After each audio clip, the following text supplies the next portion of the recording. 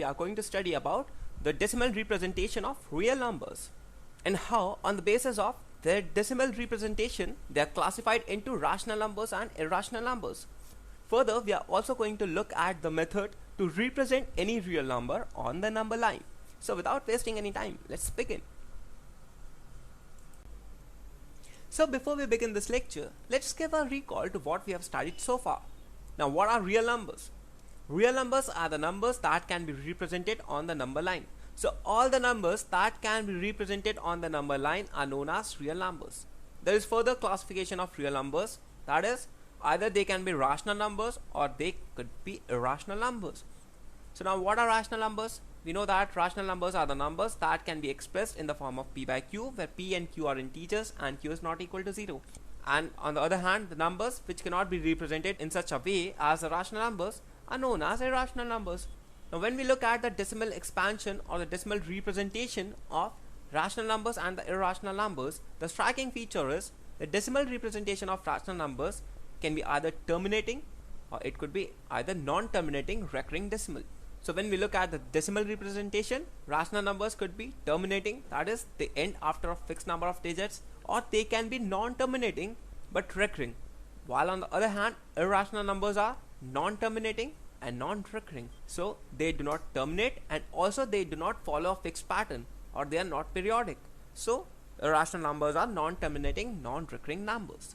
So this is the flowchart of numbers.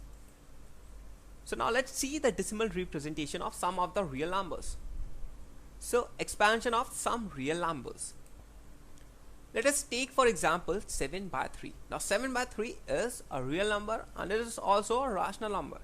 So now let's see the decimal representation of 7 by 3. So we convert this fraction into a decimal form. So this is 7 and we divide it by 3. So when we divide 7 by 3, in the first step what we get is quotient as 2 and the remainder as 1. So now in the next step we have to divide 1 by 3.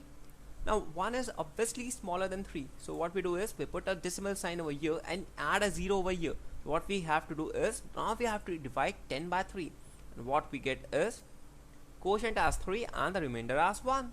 Again we get 1 and we have to divide it by 3. So what we get is, because of this decimal we add a 0 and we get the quotient as 3 and the remainder again as 1. Next again we have to divide this 1 by 3 and what we get is 0 being added because of this decimal and 3 being added over here.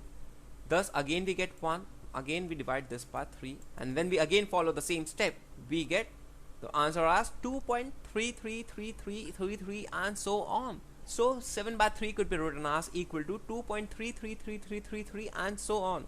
Thus we clearly see that this is a non-terminating number because there is no end to the number of digits after the decimal. Also we get 3 as repeating, thus this is a recurring decimal. Next, take the next case as 5 by 8. So we take the fraction as 5 by 8 or the real number as 5 by 8. Now when we divide 5 by 8, what we get is answer as 0.625. So when we divide 5 by 8, the final answer is 0.625. We haven't shown the steps of division, but that's something you can always do on a piece of paper. So the final answer is 0.625. And what's so special about 0.625? We see that it's clearly a terminating decimal. Thus 5 by 8 is a terminating decimal number. Let's take one more case, 1 by 7. Now let's see the next case as 1 by 7. Now this is again a real number, and when we divide 1 by 7 we get very long procedure and the answer comes out to be 0.142857, again 142857. So there's a cycle of 142857 and again it repeats after the 7. So after this again we would get 142857 and this cycle goes on continuously. But one more important thing to notice, here the remainder is 3, here the remainder is 2, here the remainder is 6, 4, 5, 1. Then again it is 3, 2, 6, 4, 5 and so on. Thus the remainders are also repeating. So the quotient of this division is repeating because 142857, then again 142857, and thus this pattern is repeating. But on the other hand, remainders are also repeating. 3, 2, 6, 4, 5, 1, again 3, 2, 6, 4, 5, 1, and thus this is a case of non-terminating but recurring decimal. But what is so special in that? We have seen the division of all these three numbers, but what exactly is the striking feature in all these examples? The first is remainders either become 0 after a certain stage or start repeating themselves. When we talk of rational numbers, either the remainders would become 0 after a certain stage, and this is a stage where we stop the division, or they start repeating themselves. In the case of 10 by 3, the remainder was always 1, so it was continuously repeating.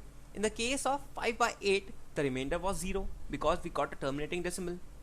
And in the case of 1 by 7, also we saw that the remainders kept on repeating themselves after a certain interval. The next is the number of entries in the repeating string of remainders is less than the divisor. So number of entries in the repeating string of remainders is less than, in the first case the divisor was 3 and the number of entries were 1. So, and the number of remainders were 1. So of course 1 is less than 3. Also, when we took the case of 1 by 7, what we get the string of remainders as 326451, 326451, 326451. Such a block consists of 6 digits, 326451. So of course 6 is less than 7, and so we can say that the number of entries in the repeating string of remainders is always less than the divisor. The third striking feature is if the remainders repeat, then we get a repeating block of digits in the quotient. So if the remainders are repeating themselves, then of course we'll get a repeating block of digits in the quotient. These were some of the examples to give you a brief about what are terminating decimals, what are non-terminating decimals, and in the category of non-terminating, what are the recurring decimals. Now, let's take the case number 1 as remainder equal to 0. So whenever we get remainder equal to 0, then it is known as a terminating decimal. Terminating decimal is always a rational number. Let's take case number 2. The case number 2 is remainder not equal to 0. Earlier we took the case as remainder equal to 0. Now of course the second case would be remainder not equal to 0. Now again there are two cases. The first is it's a recurring decimal, and the second is it's a non-recurring decimal. Whenever it's a recurring decimal, it is a rational number, and when it's a non-recurring decimal, then it's an irrational number. So earlier also we have seen this flow chart that whenever the remainder is 0, then it's a terminating decimal, and all the terminating decimals are rational numbers. Second case would be remainder is not equal to 0. So we do not get a remainder equal to 0 at any stage of division. But for that again there are two cases. Either it could be recurring, that is the remainder keep repeating itself after a fixed interval, or the second case could be it is not repeating, or we do not get a fixed pattern. So if we get a fixed pattern, or if the remainder is repeating, then it's a recurring decimal, and such numbers which are non-terminating and also recurring are known as rational numbers. While on the other hand, if we get a non-terminating and a non-recurring decimal number, then this is an irrational number. Now we have seen what are recurring decimals, but now how to represent a recurring decimal? This is because a recurring decimal keeps on going, and how actually to represent such a continuously going on number on a piece of paper. For example, if we take the case of 1.333333 and so on, this 3 is continuously repeating itself and it can go on to infinity. But how to actually represent such a number on a piece of paper? So of course mathematicians have devised a notation for that, and this is we write 1.3 and on the top of 3 we put a bar. So this bar represents that this 3 is continuously repeating itself. So in this case we see that 3 is continuously repeating itself, whereas 1 is not. So we write 1 as it is, and on the top of 3 we place a bar, and this number represents 1.3333.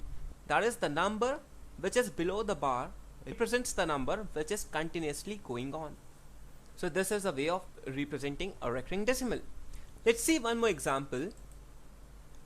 1 by 7 is equal to 0.142857, 142857 and so on. This we have already seen in the previous example. So 142857 keeps on repeating itself after a fixed interval. So 142857, 142857, 142857 and so on is a decimal representation of 1 by 7. Now again, how to represent this number? What we do is we write 0.142857 and again we place a bar above 142857. So this is a block that is repeating, so we place a bar over this entire block and this represents that 142857 keeps on repeating itself after a fixed interval. So this is the way to represent a non-terminating but a recurring decimal. That is, we place a bar above the number or above the block of digits that keep on repeating themselves after a fixed interval.